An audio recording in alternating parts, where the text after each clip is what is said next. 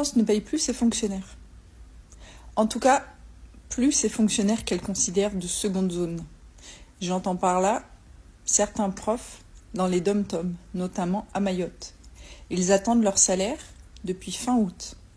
On leur a dit au départ que c'était une erreur informatique et on leur a demandé d'attendre. 3 mois après, toujours pas de salaire qui tombe.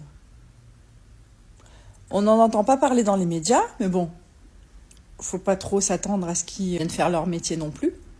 On les fait traîner. Donc ça veut dire que là aujourd'hui, il y a des enseignants qui travaillent pour l'État et qui n'ont pas reçu de salaire depuis 3 mois. Il y a des familles qui comptent sur ce salaire. Ça fait 3 mois qu'ils ne l'ont pas eu. Tu m'expliques comment on fait pour payer ses factures, pour payer son loyer, son électricité, quand il n'y a pas un salaire qui rentre?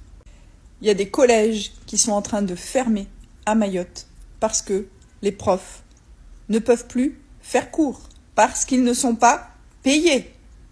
L'État ne paye plus ses fonctionnaires. L'État, qui est garant du salaire des profs, ne paye plus ses agents à Mayotte.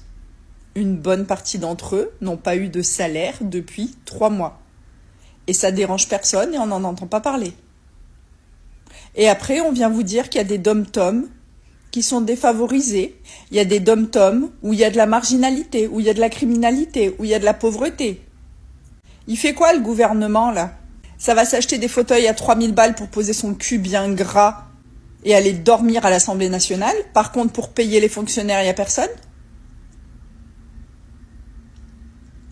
Il y a des collèges qui ferment. Ça veut dire qu'il y a des élèves qui vont pas avoir le programme normal. Ça veut dire qu'il y a des élèves qui ne peuvent plus aller en cours. Ils vont faire quoi, ces gamins-là?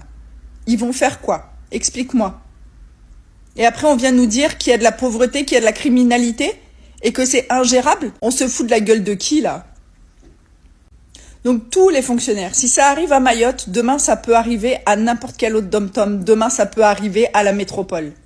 J'espère que ces putains de médias vont commencer à relayer l'information et j'espère que les connards qui sont censés faire avancer les choses vont finir par leur donner leur putain de salaire et les indemnités qui vont avec et les agios que leurs banques sont en train de leur prendre là parce que le loyer et les factures ne s'arrêtent pas.